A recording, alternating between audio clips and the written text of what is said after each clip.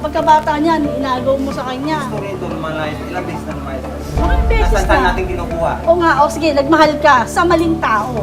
Ay kasi mali siya. Baby to, inalagaan mo to eh. Pagkalabas sa sinapupunan ko, inalagaan mo. Hindi ka ba nakukonsensya? Hindi mo ba naiisip bawat gabi? Nandun na Nakatabi mo yung anak ko. Ina na nagsusumamo para muling makuha ang kanyang anak. Pero huli na ba ang lahat? Dahil tila nagdesisyon na ang bata. Piliin ang dinidikta ng kanyang puso.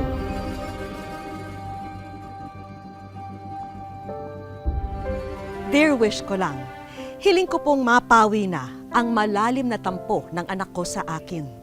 Sana po'y maintindihan niya na mahalaga siya sa akin at gusto ko lang na malayo siya sa kapahamakan. Ngayong hapon, ang kwento ng isang ina at ng kanyang anak na nagrebelde. Makukuha pa ba niya ang menor de edad na anak sa poder ng lalaking itinuturing na niya ngayong asawa? Ayon kay Rika, minsan din siyang naging mapusok nung kabataan niya. Pero may magandang naidulot daw ang kanyang nakaraan at ito ay ang kanyang anak. Ang tanging dalangin niya, sana'y huwag maranasan ni Marie ang naging kapalaran niya. Paano yan? Paano natin sasabihin sa pamilya ko? Kaya natin to. Ninakaw ng mga maling desisyon sa buhay ang kamusmusan ni Rika. 15 taong gulang lang siya nang mabuntis. Nung sinilang ko siya, 15 ako nagbuntis, 16 yata ako nanganak noon. So hindi pa ako tapos ng high school noon. Third year pa lang ako. Mahirap kasi yung papa niya is nananakit. Sabi mo, ha? Mumuro ka na sa akin na! Ha? Ha? Kapag din nalaman ka! Ha? Susasagitan! Ha? Nalaman ka! Nang isilang na si Marie, lalong sumama ang trato ng kasintahan kay Rika. Pakala mo! Ha? Ano, namababae ka? Namababae ka? Pagsasabi mo! Huwag ka na ng Hindi ka ginawa! Buti ha? Ganun mo nga! Ito din eh! Ulas-ulas ka ha! Wala ka ginawa kong buti lagi! Baka may ginawa ka pa mabuti, ha? Puro na yung paglalasing ginagawa mo! Puro ka tada! Puro ka tada! Wala akong ginagawang masama! Ito ba? Ha? Ito na wala. Yun nga, yung ihagis yung papa niya dun sa bintana, inagaw ko na siya. Ayun na rin yung panahon na nakipag-hiwalay na ako. Ayun na yung nagdesisyon na ako na hiwalayan na tama na. Pinili kong kunin yung anak ko na mabuhay kami na magkasama na lang, tapos hiwalayan na lang yung tatay niya. Para na rin sa kaligtasan namin. Saan pa ba pupunta ang batang naligaw ng landas kundi sa magulang niya? Problema. Buong puso namang tinanggap ng ina niya si Rika at ang anak niyang si Marie.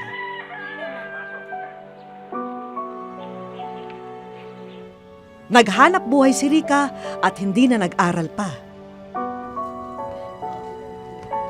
Bukod sa kanyang nanay noon, tinulungan siya ng kanyang ate Rose at ng mister nitong si June. Sila ang tumayong pangalawang magulang ni Marie. Buti pa sila tito at tita. Lagi akong sinasamahan. Anak, sana naman naiintindihan mo si mama. Para sa'yo naman yung mga ginagawa ko, ah. Para sa akin? Para sa sarili mo.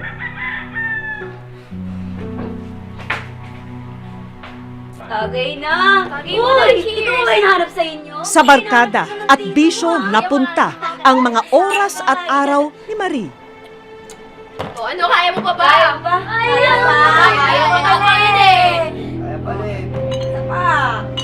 Nagkakalabuan na rin pala ang pagsasama ng Tita Rose at Tito June ni Marie ng mga panahong yun. O, hindi ka pala muli kagabi ah. Kung may problema ka, sabihin mo sa akin, tutulungan kita. Hanggang sa tuluyang umalis na ang tiyahin ng bata. Kaya si Tito June na ang madalas na makasama ni Marie. Naging malapit ang loob niya sa kanyang tiyuhin.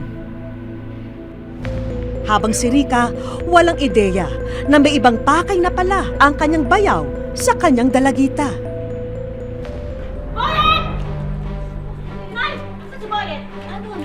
Walang iya ka, Boyan!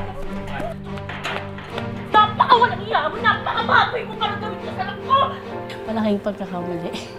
Kasi nga syempre isipin mo baby pa lang. Sila nag-alaga. Tapos ako, bata pa ako, doon ako lumaki sa kanya. So, ang hirap tanggapin Parang kasuklam-suklam. Tara na, umuwi na tayo. Ayoko! Umuwi na tayo! Ayoko sa Boyan na! Ayoko sa Buntis ang anak ni Rica at ang ama ay ang bayaw niya.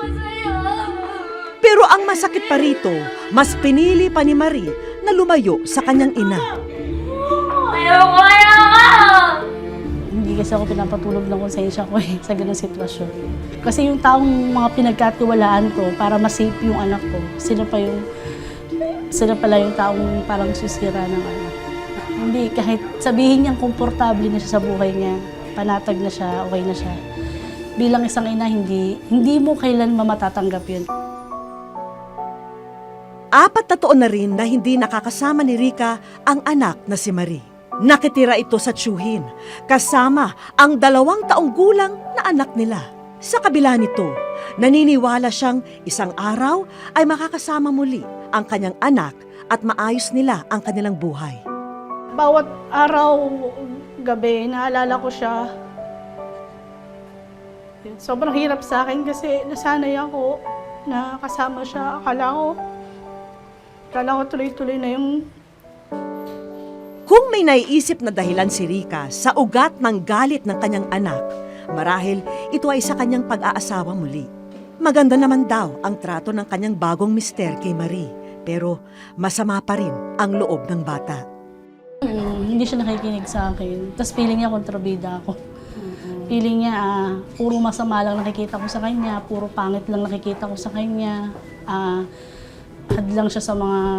Hadlang ako sa mga gusto niya. Masakit kasi parang sinasabi niya mukha kang pera, gano'n. Tapos wala kang kwentang ina, pinabayaan mo ko. Kaya ako nagkaganito dahil ayun nga, mas mahal mo yung pangalawa. Parang ako ginawa mo kung ganyan.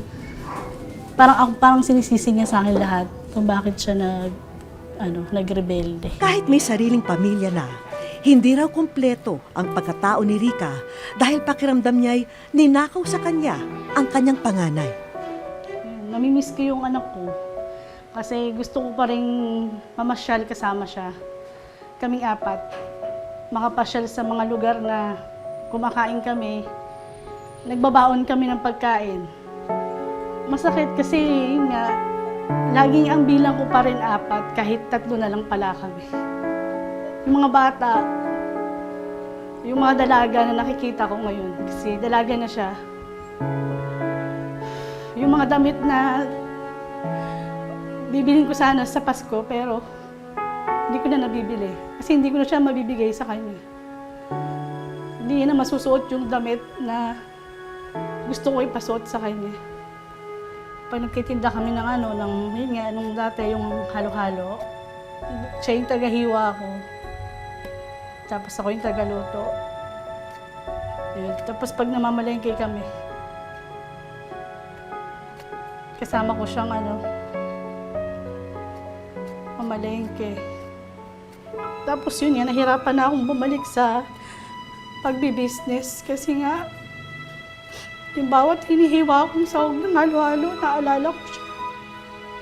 Kasi madalas yung tuwing umaga, yung ginagawa namin, pagkasama kami na nagpiprepare ng halo-halo. Tapos titinda namin siya bago siya pumasok sa school. Dati dito kami natutulog ng anak ko, magkatabi kami. Tapos bago kayo matulog, nagkukwentuhan muna kami ng mga masasaya at saka yung mga ginagawa namin araw-araw. Pero ngayon, hindi ko na alam kung sinong kasama niya. Unti-unti, nawala na yung mga memory at yung mga memory niya na iniisip ko. Ito na lang yung gamit na pinangahawakan ko na sa tuwing naalala ko siya, ito yung nagpapasaya sa akin, saka nakapagpapalungkot din. Kasi ito yung project na dalawa namin ginawa. Isang beses, ito yung kauna-unahang project na pinagsamahan namin dalawa. Sa mga munting alaala sa anak na lamang kumakapit si Rica. Pero malakas ang pananalig niya na hindi rito nagtatapos ang pagiging ina niya kay Marie. Pero wini-wish ko rin na isang araw, bumalik sa dati. Yung simple lang. Yung parang sana bata na lang sila palagi. Dahil nabanggit mo na rin ang Pasko, Rica, maaga natin tutuparin ang Christmas wish mo. Sige, silipin mo na nga ang envelope na yan sa iyong Christmas tree. Wow! Wish ko lang. Masaya kasi may katulong na ako sa labang ko. Walang ina na hindi gagawin para sa anak niya kahit sobrang nakakahiya. Kasi yung anak talaga yung pinaka-importante. Wish ko lang. Idinulog ni Rica sa aming programa ang problema tungkol sa kanyang anak. Tumungo kami sa Marikina. Doon daw kasi nakatira ngayon si Marie sa poder ng tiyuhin na si June. Dahil menor de edad si Marie, nakipag-ugnayan muna kami sa City Social Welfare Development Office ng Marikina. Kasama pa rin namin ang mga kawani mula sa barangay at mga pulis. Sa bahay ni June, una munang lumapit ang DSWD at mga barangay representative. May nagbukas naman ng gate at humarap. Ito raw si Lola Meli, ang nanay ni Rica at lola ni Marie. Gusto ko lang po itanong kung nandito po si nandiyan po ba siya? Saan po pumunta? May pinuntahan sila eh. Sino sila? Kapag yung ang kain niya, hindi kasama siya maligo, magbibili sa NGI kung ano. Wala ko siyang pumunta eh. Bibilata ng ulam eh, matagal pa lang bumalik yun. Pero may anak na po ba sila? Meron na. Nasaan po yung anak nila? Sa akin, iniwan sa akin. Ilang minuto nang nasa labas ng bahay ang grupo, subalit walang Marie at June na lumalabas. Ilang sandali pa, sumilip si Marie sa pintuan at nakita ang ina. Mga sa barangay. Muli itong pumasok sa loob ng bahay. Sunod na sumilip sa pintuan si June. Gusto niyo makausap, di kayo pumunta sa akin. Kasi may kasalanan ka din sa akin. Anong kasalanan ko sa'yo? Ang pera mo. Hindi po usapang pera to eh. Usapan ko na itama yung dapat itama. Sige, kung gusto ka pusulit. Tama yun. Sumama sina June at Marie sa barangay hall. Sa barangay, uminit ang pag-uusap ng pamilya. Anong gusto mong mangyari ngayon? Gusto ko, Talagang ibalik siya. ano mo gusto ko, ayusin yung buhay niya. O ayusin mo ang Oo. buhay mo. Hindi Saan mo ba natin? maayos, ha? Ganito kasi yun. Kailangan maging ano ka. Paano ba natin? Kung natanggapin mo yung pagkakamali mo. Diba? Isipin, iupa mo siya.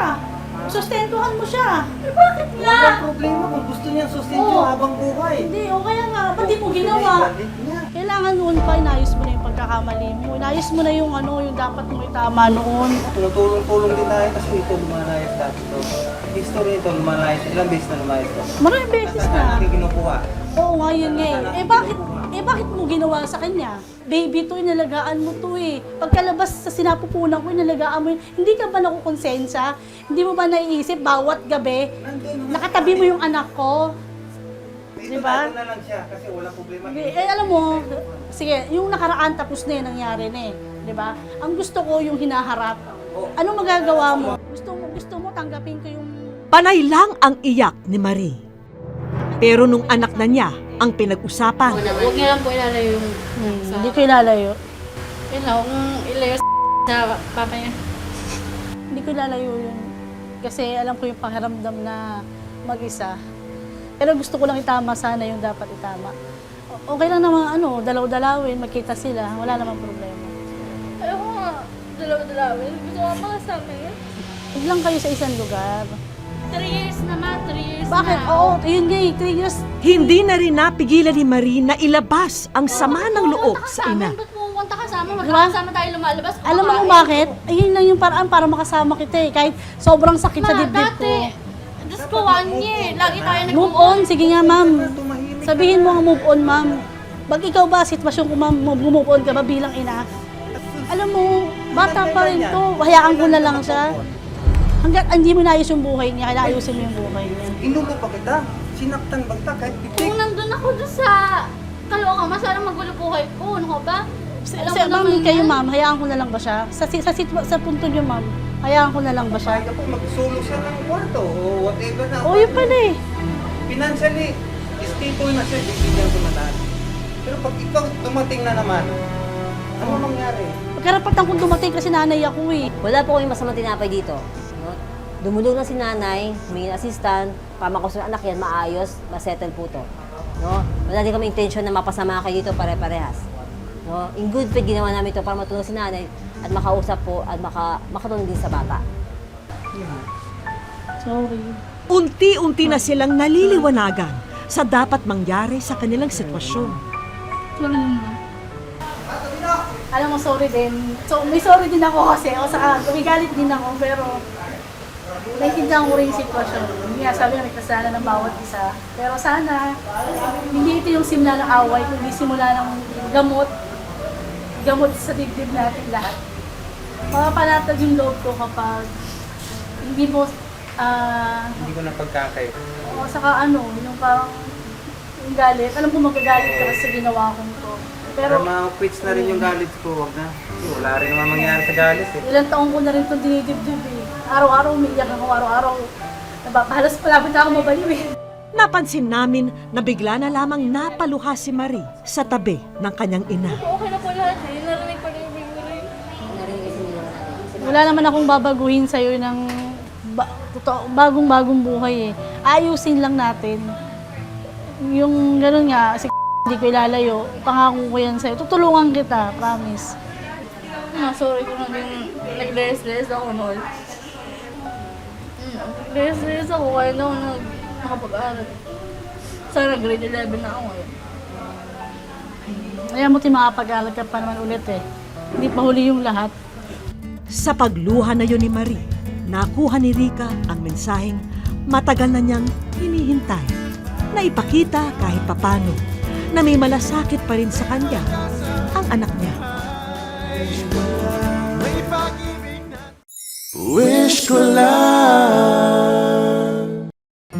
Ilang araw na po ang nakalipas mula nang makapag-reconcile ang mag-ina. Nandito po tayo ngayon para kamustahin sila at handugan sila ng konting sorpresa para naman maging masaya ang kanilang muling pagkikita. Ako si Vicky. Welcome sa Wish Ko Lang. Ano ba yung mga nararamdaman mo ngayon? Masaya pa kay mama. Tanong kita, nanay, meron ba kayong pinagsisisihan? Hindi ko na paramdam sa kanya yung sobrang mahal na mahal ko siya. Yung pagkukulang ko sa kanya na sana naparamdam ko sa kanya na mahal ko siya. Na sana na kahit sobrang busy kong gumawa ng pera. Sana magbigay ka pa rin ng oras sa anak mo. Lagi mo sabihin sa kanya na mahal ko siya. Para hindi siya maghanap ng pagmamahal sa iba.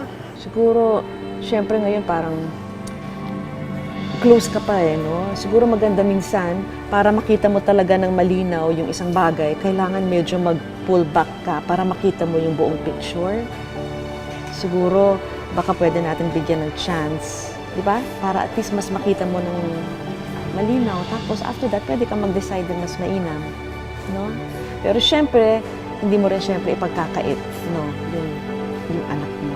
Yung makita yung daddy mo, di ba? At alam niyo naman yun, di ba? Tanggapin naman yun. Ready ka na bang gawin yun? Na i-try lang?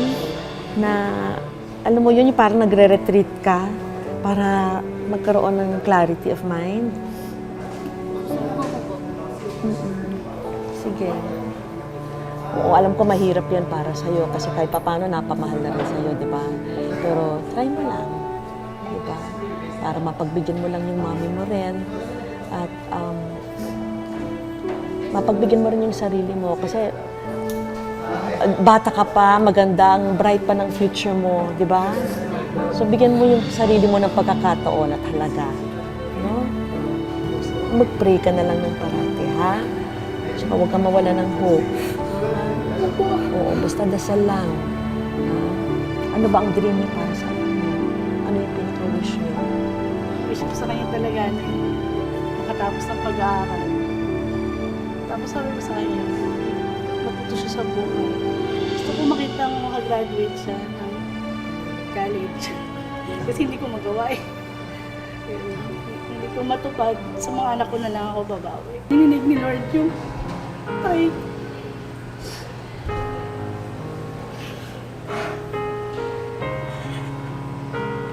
Sana may kasama ako. Kasama ako lalaban. Lalaban sa paglalaban na ipaglaban ko yung anak ko, yung taong mahal ko. Ay, nagkaroon po ako ng ng pag-asa sa buhay, ng simpatsya. Nakaramdam po ako ng malasakit. Malasakit sa inyo. Malasakit sa wish ko lang. Sorry kung naging pasaway ako noon.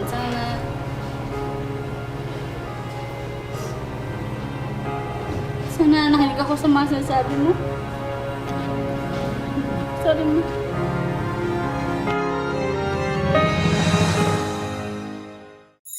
Wish ko lang.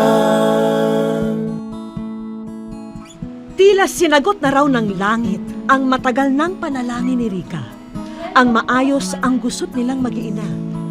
At para magtuloy-tuloy na mapabuti ang kanilang relasyon, meron tayong kaibigan na magbibigay sa kanila ng mga counseling session. Ako po si Cel Gonzales. Nandito po tayo para pag-usapan natin yung tinatawag na family therapy or family intervention. Ma'am, ano po ba yung pwede niyong guidance para sa anak ko? Alam niyo, yung storya niyo nakakaanting ng puso bilang mag-ina. Ako'y natutuwa, nandito kayo. Yung guidance na sinasabi mo, importante na nandyan ka bilang ina. At importante din bilang ikaw, ay teenager ka pa, makinig ka rin sa iyong ina. At yung communication, isa yun sa nakita ko na wala dun sa samahan ng dalawa. Importante na ibalik yun. Communication, trust, love, at of course, yung pagmamahal at respeto sa isa't isa. Para sa muling pagsisimula nilang mag-ina, hahandugan si Rica ng Public Employment Service Office ng Caloocan ng trabaho na kanyang mapapasukan. We will be awarding the Certificate of Employment Assistance. Sana makatulong itong aming Employment Assistance Program sa iyong paghahanap ng trabaho. Thank you po, ma'am. Maraming pong salamat sa binigay niyong tulong po sa akin. Salamat po sa wish ko lang. Ito na po yung simula namin sa relasyon po namin. Para sa huli naming sorpresa sa mag-ina, ang ikatatahimik ng isipan ni Rica para sa anak. Sagot na namin ang ilang buwang renta sa condo unit na ito. Kaya naman, Marie, maaari na kayong mamuhay rito ng payapa ng iyong anak. Hangad ng bawat magulang ang makabubuti sa kanyang anak at kung minsan may hindi man pagkakaunawaan, sana'y maghari ang pagpapatawad at pagmamahal sa bawat isa sa atin. Patuloy po kayong magpadala ng inyong mga liham, mag-message po sa aming Facebook account o mag-email ng inyong kwento at kahilingan. Ako po si Vicky Morales at ito po ang programang nangunguna sa pagtupad ng inyong mga kahilingan, ang Wish Ko Lang.